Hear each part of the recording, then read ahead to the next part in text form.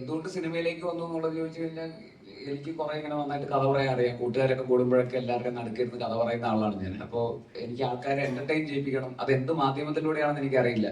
അതിപ്പോ വേറെ എന്ത് മാധ്യമമാണുള്ളത്, എഡ്യൂക്കേഷൻ വഴി എന്തെങ്കിലും കയറി പറ്റാവോ എന്നൊക്കെ പല രീതിയിലും ആലോചിച്ചു. പല ക്യാറ്റും അതും ഇതൊക്കെ എഴുതി ഇങ്ങനെ മൈക്ക എന്നൊക്കെ പറയുന്ന ഇൻസ്റ്റിറ്റ്യൂട്ടൊക്കെ ഉണ്ട്. ഈ പറയുന്ന നമ്മുടെ movie management, film production management എന്നൊക്കെ പറയുന്ന ഒരു ഇൻസ്റ്റിറ്റ്യൂട്ട്.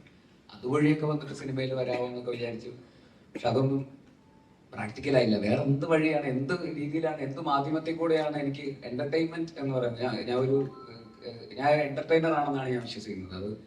അത് ചിലപ്പോ അപ്പോൾ എനിക്ക് അപ്പോഴാണ് ഞാൻ ഷോർട്ട് ഫിലിംസ്, തമിഴിലൊക്കെ ഷോർട്ട് ഫിലിം ഭയങ്കരമായിട്ട് തരംഗമാവുന്ന ഒരു സമയമായിരുന്നു. അപ്പോൾ അങ്ങനത്തെ കമേഴ്ഷ്യൽ ഷോർട്ട് ഫിലിംസ് മലയാളത്തിൽ എടുക്കാം, ചിലപ്പോ അതിനൊരു സാധ്യത ഉണ്ടാവും എന്ന് വിചാരിച്ചിട്ടാണ് ഞാൻ ഷോർട്ട് ഫിലിംസ് ഡയറക്റ്റ് ചെയ്യാം എന്നുള്ള രീതിയിലേക്ക് ഷോർട്ട് ഫിലിംസിലേക്ക് വന്നത്.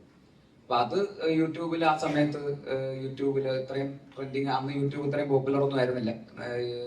ഇന്റർനെറ്റ് ഒക്കെ അത്രയും ഭയങ്കരമായിട്ട് ആൾക്കാരിലേക്ക് എത്തുന്ന സമയമായിരുന്നില്ല. നമ്മുടെ മൊബൈൽ ഡാറ്റയൊന്നും ഇങ്ങനെ 4G 2G ഉണ്ടായിരുന്നു.